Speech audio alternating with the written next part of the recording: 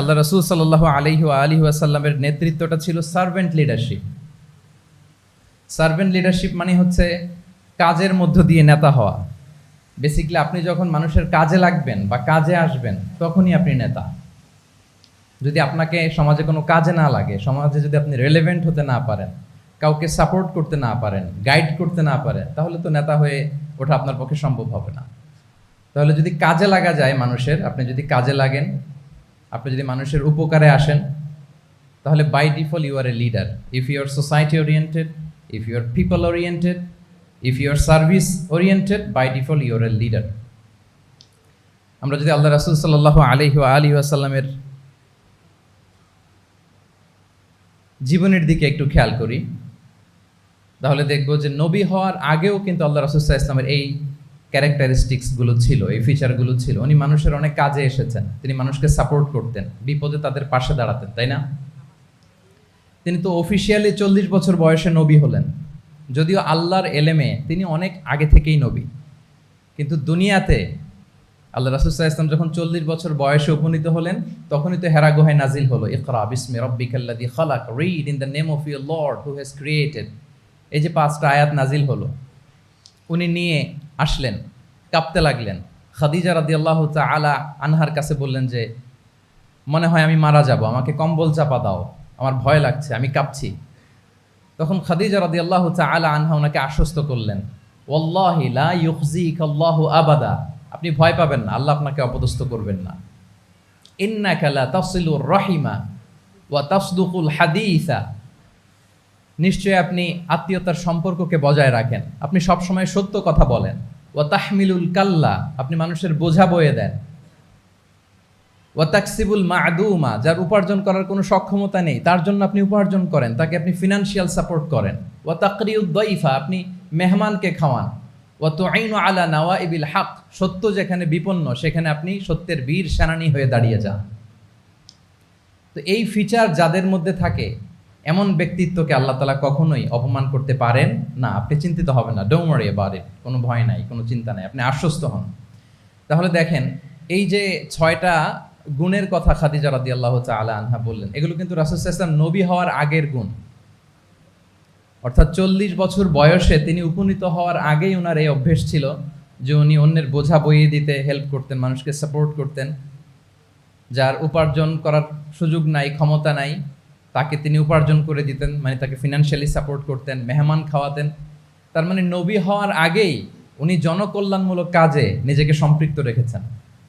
মানুষকে তিনি সাপোর্ট করতেন, মানুষকে হেল্প করতেন, উনি মানুষের কাজে লাগতেন। আর যে মানুষের কাজে লাগে, মানুষের উপকারে আসে, জনকল্যাণমূলক কাজে নিজেকে সম্পৃক্ত রাখে, বাই ডিফল্ট সে নেতা, বাই ডিফল্ট সে কি নেতা হয়ে যায়। তাহলে to serve before to lead, নেতৃত্ব এটা আসলে পজিশনের সাথে সম্পৃক্ত না, ইটস অল অ্যাবাউট ইনফ্লুয়েন্স। আপনার বাবা নেতা ছিল, আপনি ছেলে, তো আপনি নেতা, এটাকে নেতৃত্ব বলে না। আপনি যদি মানুষকে প্রভাবিত করবার ক্ষমতা হাসিল করেন, মানুষের কাজে আসেন, আপনাকে যদি সমাজে কাজে লাগে, আপনি মানুষকে সাপোর্ট করেন, তখন আপনি নেতা হয়ে ওঠেন। তাহলে রাসূল সাল্লাল্লাহু আলাইহি ওয়াসাল্লামের লিডারশিপটা যদি বুঝতে হয়, প্রথম কথা হচ্ছে ওনার লিডারশিপের প্যাটার্নটা ছিল সার্ভেন্ট লিডারশিপ, মানে সার্ভিস দেওয়ার মধ্য দিয়ে উনি নেতা বনে গেছেন। নবী হওয়ার আগেই ওনার মধ্যে এই ট্রেড ছিল, উনি মানুষকে সার্ভিস দিতেন। আরবিতেও একটা কথা আছে, সাইয়্যিদুল কওমি খাদিমুহুম, মানে যিনি সমাজের নেতা তিনি হবে সমাজের সবচেয়ে বড় খাদেম। যিনি নেতা হবেন তিনি সমাজের সবচেয়ে বড় কি হবেন? খাদেম হবেন।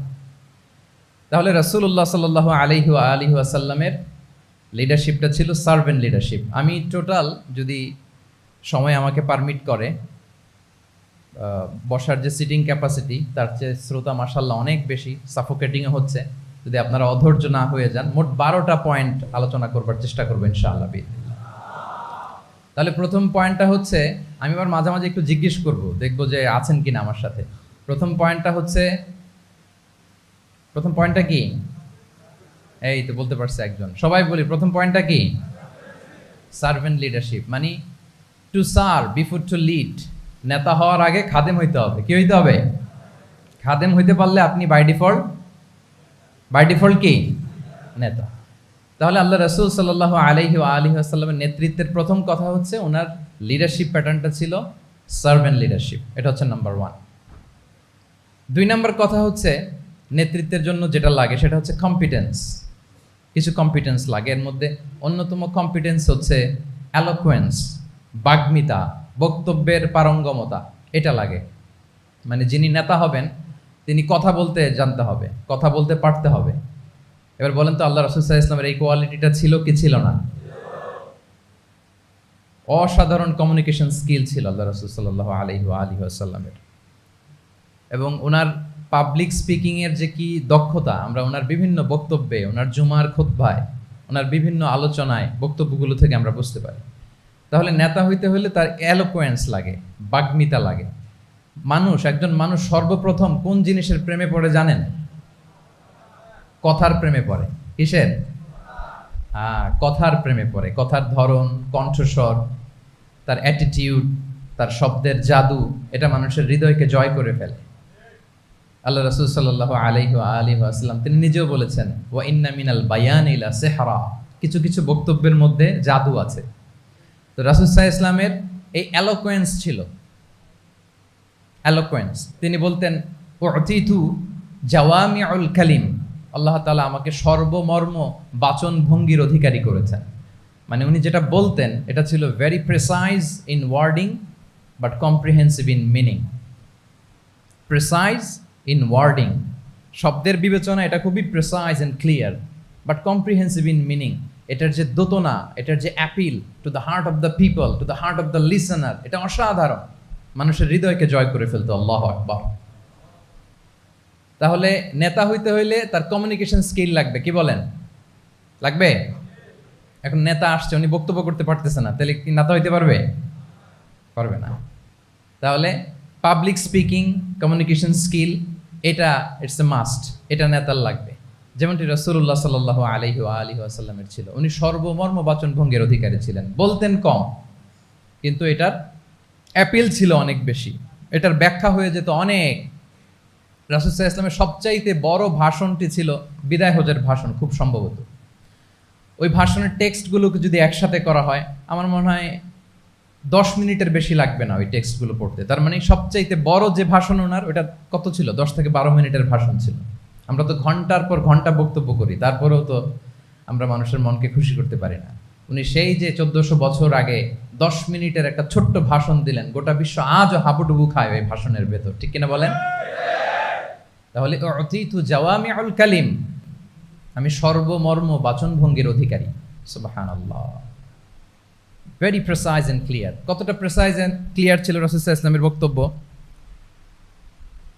আম্মাজান আয়েশা রাদিয়াল্লাহু তাআলা আনহা বলেন, লাউ আদ্দাহুল আদু লা আহসাহু, তিনি যখন বক্তব্য করতেন, কেউ যদি চাইতো যে দেখি কয়টা শব্দ বললেন বক্তব্যে, কয়টা বাক্য বললেন, চাইলে মুহূর্তে গুনে ফেলা যেত সেটা।